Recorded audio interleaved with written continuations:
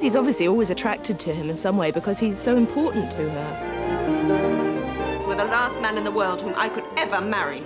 She's just a bit misguided on the prejudice bit. You have said quite enough, madam. Returning in 3 feature-length episodes starting Sunday evening at 9:05 on BBC One. Neighbours in half an hour on BBC One. First, meaning in every word, believe it or not, with Bob Holness.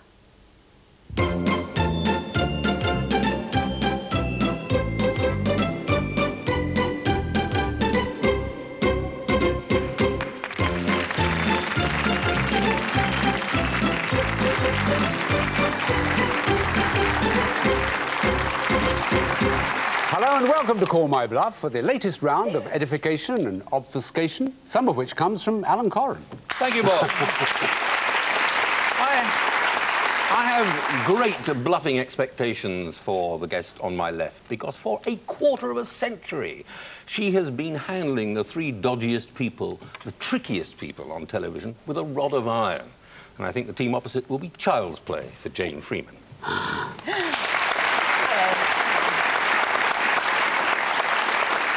And as for control freaks, the guest on my right is the master of anything that moves. Will you welcome, please, the incarnation of Mr. Toad himself, Jeremy Clarkson. Also ready to edificate and obfuscate, Sandi Toksvig. My first guest is a former editor of The Economist and of The Sunday Times. He's also regular on radio and television. Frankly, the man will go anywhere for money. And, I don't know what he's doing here, but please welcome Andrew Neill.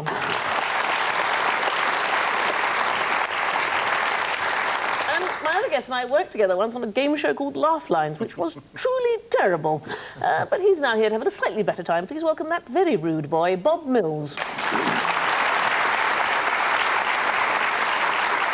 Well, now the rules. Alan and his team will begin by defining a word 3 different ways. 2 of them are bluffs and 1 is true. Sandi and her team will try to guess the correct one. The first word today being L-crook. Alan. What a wonderful word. It ought to describe every medallioned expatriate on the Costa Brava. every man with 2 Dobermans, a titanium Rolex, and a Bruce Forsyth ex-hostess. Buenos dias, El Crook, the usual table, and how is La Bimbo this evening? Unfortunately, it doesn't. It describes the opposite. It's not a flash Harry at all. It's not a success of any kind. It's a loser, because El Crook is an East Anglian dialect word, as you would expect on this programme, but it originally meant the runt of the litter, the last thing to come out of an animal on the end of a vet's rubber glove. A little thing that we're very lucky to survive. And it also means down there in East Anglia, people like that, those with no chance, losers. Jane. L-crook. Now, we are in the golden days of variety, and the acts are absolutely terrible. I mean, you might think they're all like Max Miller and Gracie Fields, but they aren't. I mean, some of them are excruciating.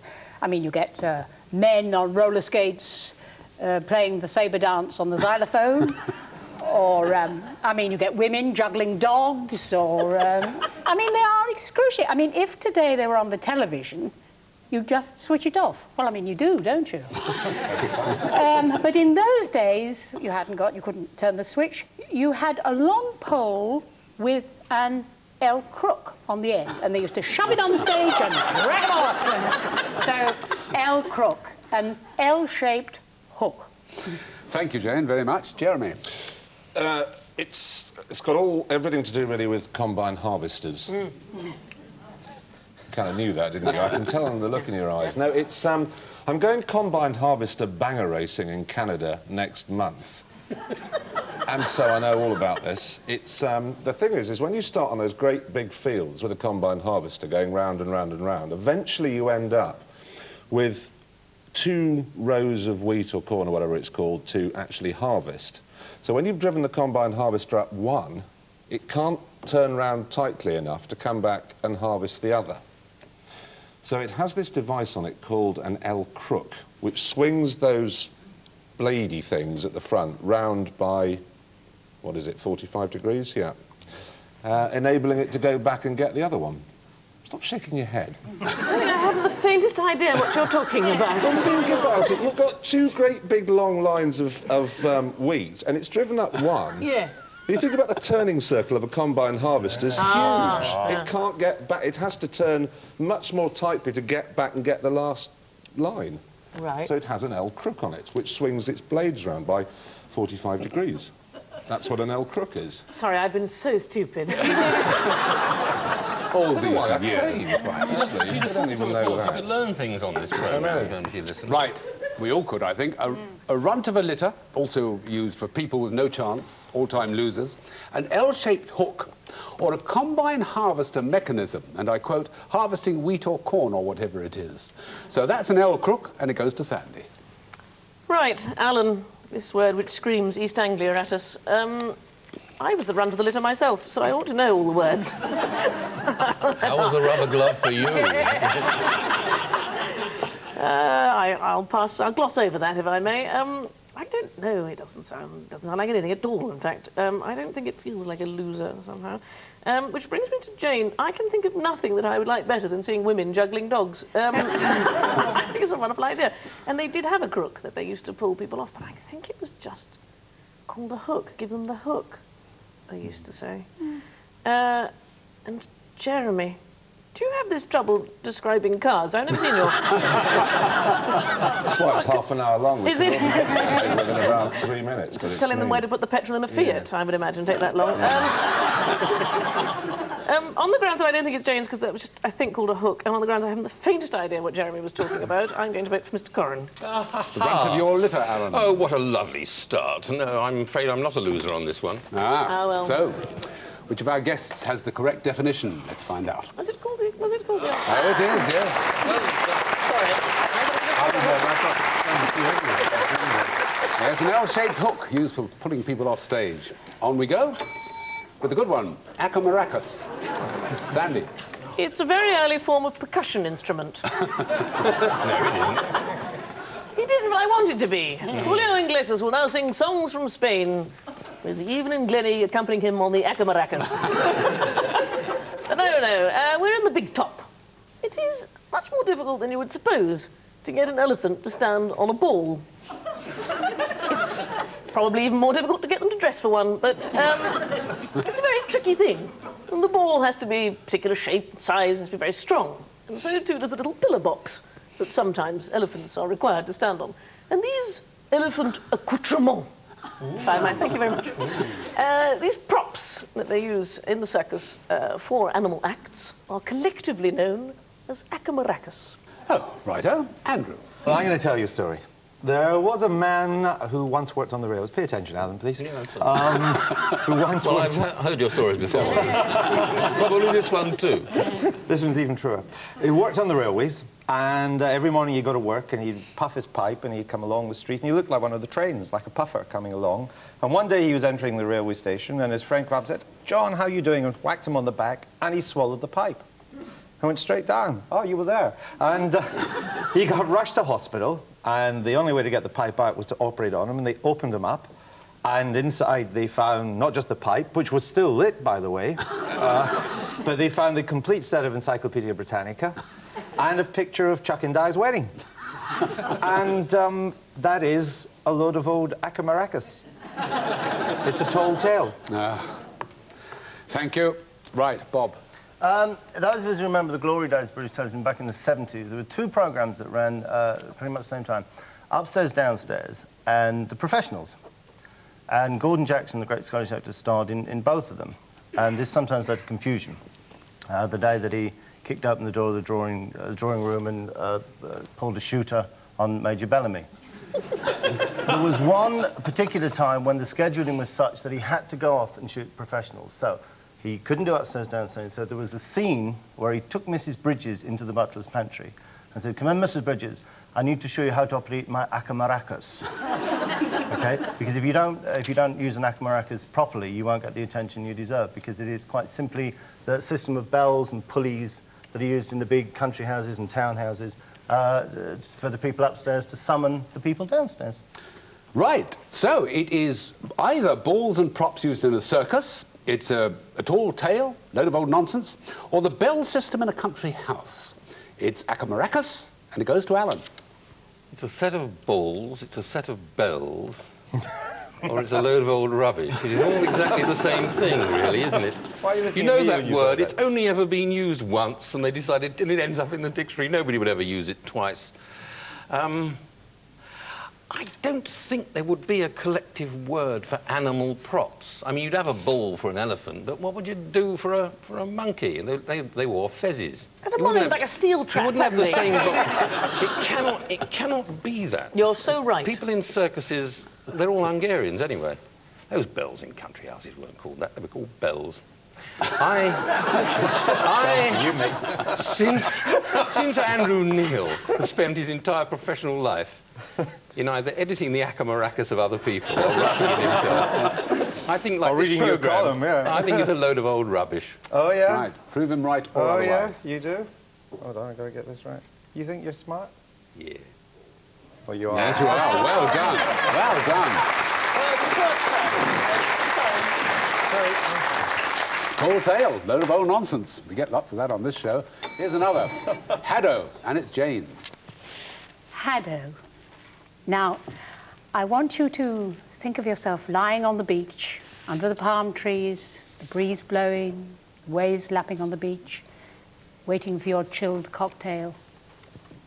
Or perhaps that isn't your idea of paradise. Perhaps you'd rather be pony trekking up in North Wales, or even rock climbing in the Andes. But whatever your view of utopia is, to reach this blessed state, you usually have to progress on a journey. And that's what Haddo means. It's a Hindu word, and it means a journey to a future state of rest and blessedness. Thank you. Jeremy. Combined harvesters again. Before combined harvesters came along this time, though. You worry me, don't you? It's on my mind, they're on my mind. No, before they came along, Native America we're in now, and there was an old proverb which was, don't trust a man with blonde hair and blue eyes called Kevin Costner, or Custer or something anyway. In the days before the Native Americans were wiped out, they used to sit around the campfires singing and dancing and painting one another and having Kevin round for dinner and fishing for haddo. Haddo, right, they're like a gently, they're sort of a humpbacked salmon, which they are. And it's a salmon that looks like a camel, that's what you're sort of saying. thing. You're on very much the right lines there. They're actually quite difficult to tell apart for you and I, ordinary haddo, which live in sort of Kamchatka and Alaska and Oregon and places, and ordinary salmon. So the best thing, really, if you are confused by which is you look on the packet, then it tells you. Thank you, Jeremy, very much indeed, yes. Fine. Alan. Well, as Jeremy will corroborate, before the invention of the motor car, there's practically nothing for kids to do on the streets. They couldn't hotwire Ferraris. But before that, they played games in the streets. And one of the games was Haddo. You threw gravel up at windows and shouted, Haddo, and ran away. This was before kids discovered how to do handbrake turns. Right, thank you very much. Right, so we've got a Hindu word, first of all, a journey to the future state of rest or blessedness. We've got a humpback salmon, and we've got a children's street game, one of which is Haddo. Bob. I'm biased against Alan's haddo. Pedant. Humpback salmon, I don't believe that the Indians would have a word that the rest of us would then put CK on the end of and make haddock.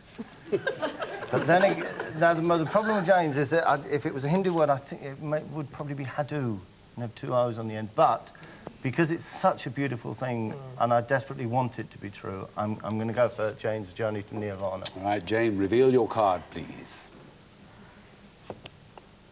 Oops, twitting. That's the one, that's the one. No, it's not, indeed. One of the two gentlemen it is. Which one?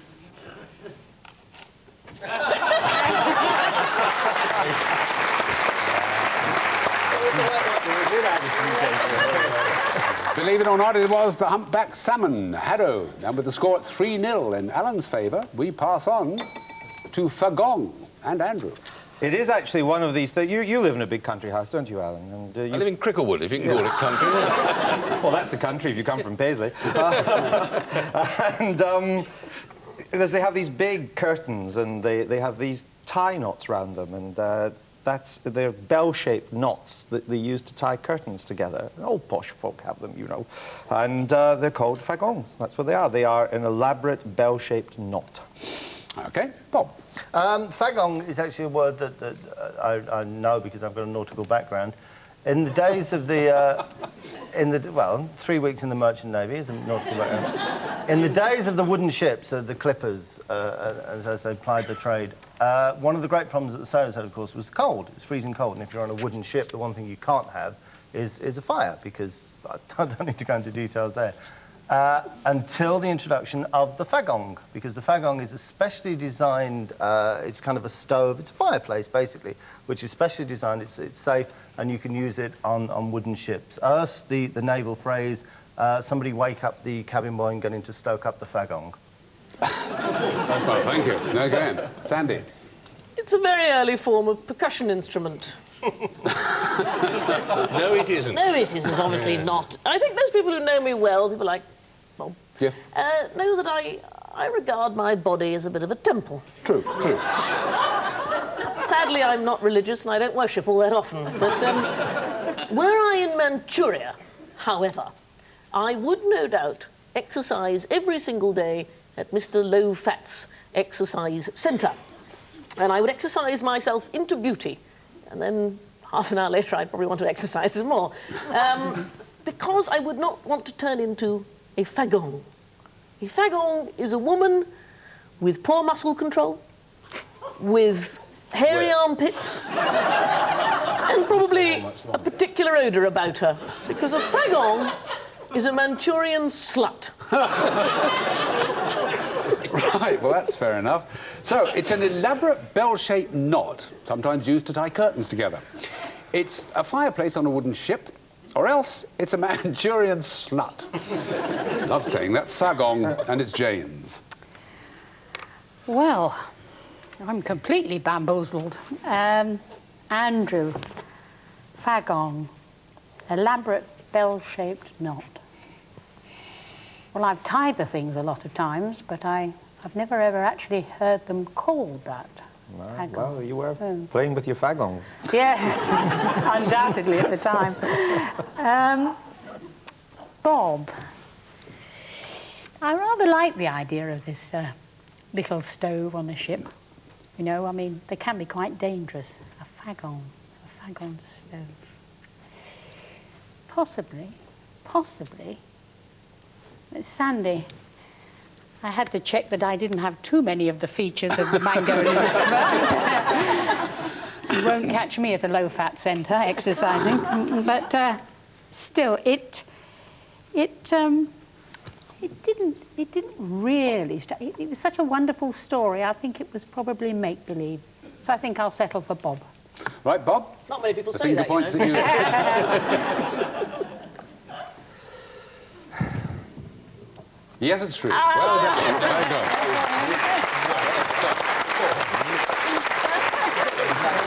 So it is.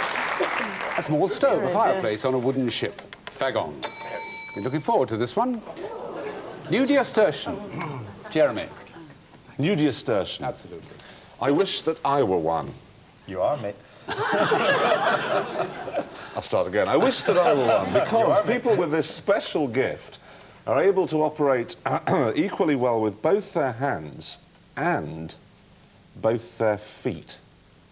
So this would enable me to write scripts and columns and things in the morning and then go and play croquet wearing loose robes all afternoon. And be very good at it.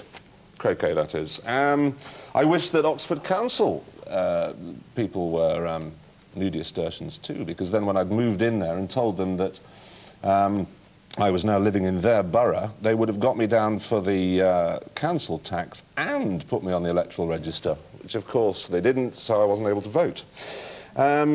Picasso, he was probably a nudiastertian Is it a combine harvester? In a word. I was tiring of combine harvesters. I thought we'd probably explored that one as far as we probably could. Yes. So, nudistation, therefore, is nothing at all to do with combined harvester, and everything to do with people who can paint with both their hands and both their feet. Oh, all right. Alan. I should like to take you back to the orgiastic days of Nero's Rome and tell you that Nudiastertian... Sorry. I should like to take you back to the orgiastic days of Nero's Rome and tell you that Nudiastertian was the third stripper from the right. But I can't do that because I can't take you back that far. I can only take you back to the day before yesterday. And on the day before yesterday, a group of linguistic scholars sat around and said there ought to be a word for the day before yesterday. And they came up with Nudiastertian, which means the day before yesterday. It seems like only yesterday, but in fact it's the day before yesterday. All right, no. Jane. Argue with me. Nudiastertian. Rumpelstiltskin was one, and Del Boy's Uncle Albert, he's another, and possibly most of the garden gnomes in the world. They're also Nudiastertians. To be a Nudiastertian, you have to have a certain number of characteristics. You need to be small, old, have a long white beard. In fact, I mean, I don't know if you know it, but there's a league of Nudiastertians, and it's quite easy to gain membership. I mean, you just have to be a small old man with a long white beard and quite willing to admit it. Thank you very much, Jane. Right. Well, it's someone who can do things like paint with both their hands and their feet. It's pertaining to the day before yesterday was a small old man with a long white beard. Nudiastertian. Andrew. Well, I don't think it can be Alan's definition, because I don't see why you'd think up such a complicated word for such a simple idea as the day before yesterday.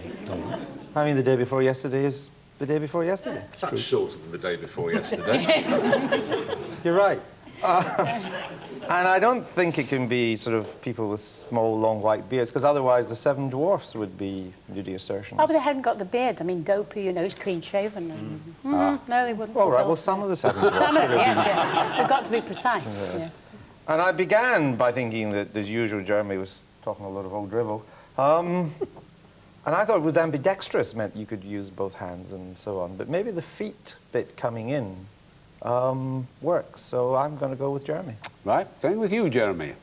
The card, please. And as usual, I was talking a load about I should have known.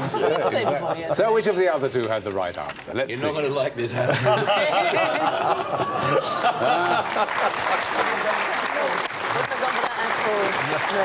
Pertaining to the day before yesterday. Right, Nudiastertian. Cockapert. Bob. Cockapert, OK. Frankie Howard. Oh, yes, Mrs. Oh, all right. Frankie Howard, let me think. Kenneth Williams. Ooh, matron. Sid James with his hello da they're cockaperts. A lot of Shakespearean characters are cockaperts. Jim Davison started out life as a cockapert, but then became a little bit dark for everybody's taste.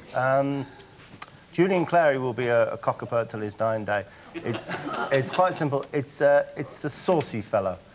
A ribald, saucy fellow. That's what it is. Right. Sandi. Well, obviously,